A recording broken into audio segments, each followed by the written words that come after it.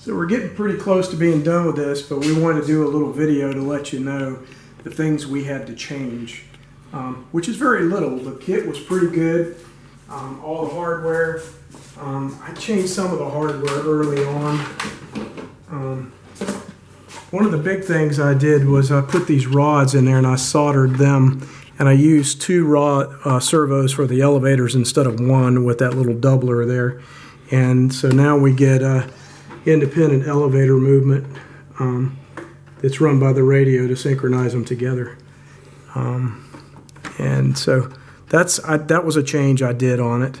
Another change was it was either a 20cc DLE engine that they recommended or a glow engine, and I didn't want to go with the big glow engine due to fuel and that kind of thing and the nastiness all over the airplane. So I put a DLE 30 on there, and she mounted pretty good, except back in here I had to do some cutouts in the side of the firewall to get the standoffs to fit in there.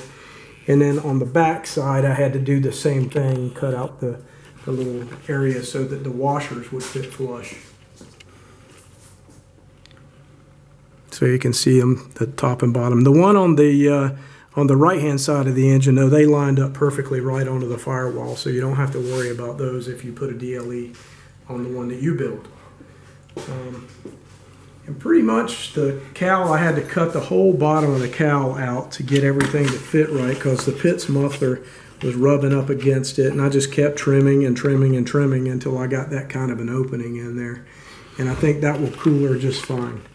And I don't think it'll weaken the cowling at all. And what else did I do?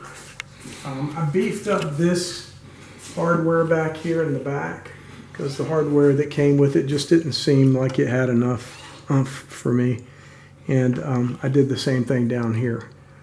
So those are some changes that I did make. Other than that, she's pretty much stock. I want to talk about this stuff right here. Everybody complained about this retract system and this tubing and stuff, and I found out that the tubing is actually these little shark bites, I call them, because that's what the plumbers call the ones that you put in your house. But they're made by a German company, and they work really well. I serviced this tank up and left it serviced up to 100 psi for a week, and I only lost 1 pound of pressure in a week. So I think this stuff works great.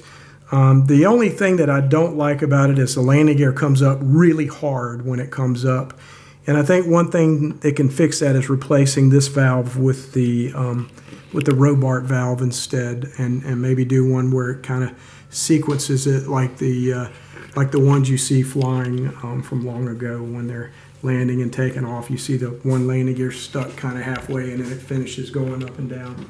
So that a different one would do that for me, and probably stop the landing gear from slamming up into the wheel wells. So I like this stuff. Other people have complained about it on there, but it's worked well for me. Maybe they upgraded it, I don't know. But I also put carbon fiber underneath the lip here. And what made me do that to begin with was I picked this up, and it just had I felt like I was going to break, and that was before I put anything in there.